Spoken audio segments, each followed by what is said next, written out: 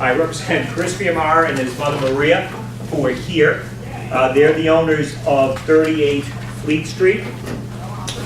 The proposal, so 38 Fleet Street is, as I just said at the Butters meeting, which preceded this at 6 p.m. It's kind of an outlier on the street. Most of the buildings on the street are 5 or 4 stories.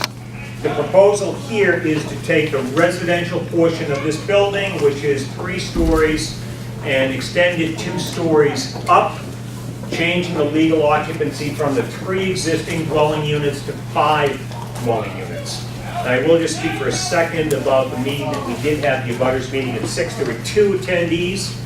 One was a condominium unit owner at 36 Fleet Street, and one was a present tenant of the Fiamaras at 38 Fleet Street who just wanted to know what the timing was of this proposal.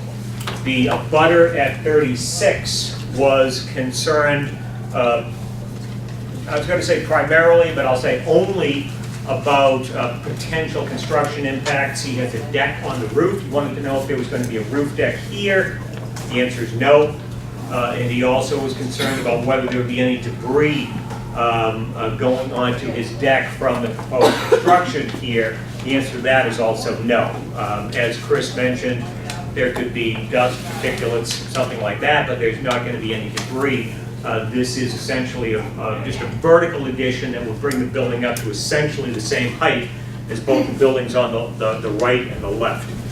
The plans that I handed out, the first 2 sheets show existing floor plans. There are, as I said, 3 units and 8 bedrooms in the current configuration of those 3 units. With the 2-story vertical addition and the complete renovation, interior renovation of the building, there would be 5 2-bedroom units. The result is there would be an increase of 2 bedrooms. 8 bedrooms currently to 10 bedrooms in the 5-unit proposed building, which would result from the vertical addition. There's no parking. Going through the zoning violations, they offer insufficient off-street parking. There's an FAR violation. The maximum FAR in the district is 3. The FAR with the vertical addition here would be 3.2 because there is an undeveloped portion in the center, which is now actually the access way. You walk down there to get into 38 Fleet Street, into the residential buildings. There's a single-story office on the left side, which isn't being touched. I mean, it will be improved, but it is not being extended or developed. George, what's the FAR? FAR now is 1.99, so I'll call that a 2. So it's going from 2 to 3.2, Sean, just a 0.2 above the maximum.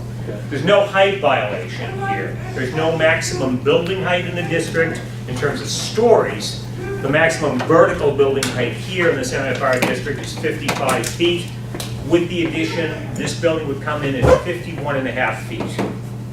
So again, the violations are 3.2 on the FAR, no off-street parking, and there is the additional violation of an insufficient rear yard setback.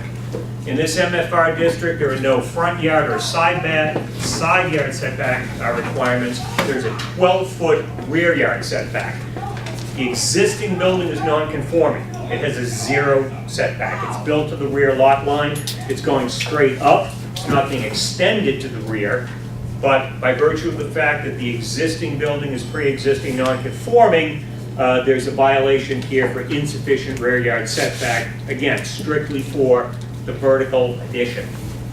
As I mentioned, the building is going to be completely renovated. It will be brought up to modern building code standards in the sense that it will have a central fire station and it will become fully sprinklered.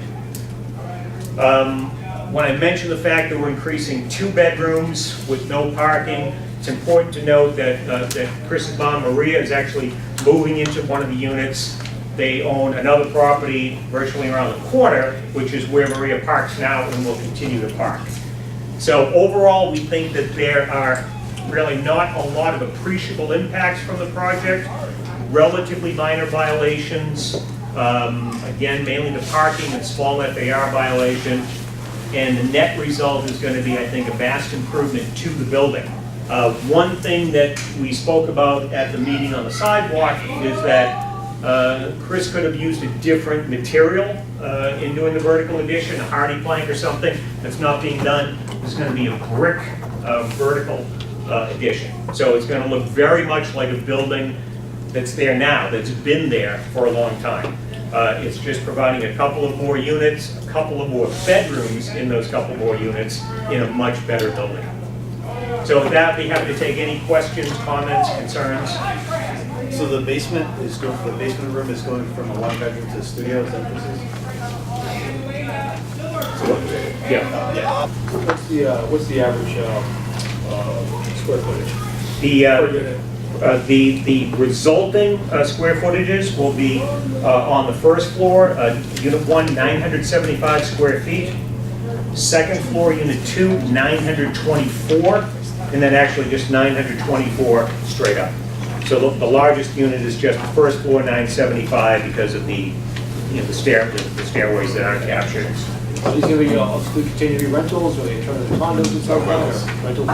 With rentals too, obviously it's a big issue, but we always ask that we try to the extent possible, have some sort of Airbnb or other restriction so that it doesn't impact any tenancy.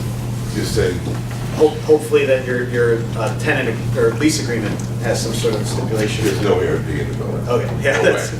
No way. we have to say it, No it way. comes up a lot, it's a big concern, so. Any possibility of it happening in the future? Are you open to that idea down the road? No, I'm not, that's not even a possibility. If they're doing it, they're out. They're violating the lease. Is there language in the lease that says you can't do it? To my knowledge, I don't think it's a sublet. That's a sublet. Guy's gonna do it for a sublet, so. They're adding that now in addition to that, because that's what we did talk about, because that happened and put it in the BCP. Yeah, so that's, I've never had that issue there, and it's not that's not my intention by any means. What's the existing condition of the building? I know you said it's going to be all up to code, is it? You mean just in terms of the general condition inside the building? Chris, do you want to speak? I mean, it's been semi-renovated over the years. Is it with this construction that happened while residents were still living there? No, residents will have to live. This will be, we started in August, September. The leases are all up to the end of August. Okay. And what's your timeline for construction? Probably about 9 months. Please vote on your support or opposition. We'll announce the results of the vote at the end of the meeting.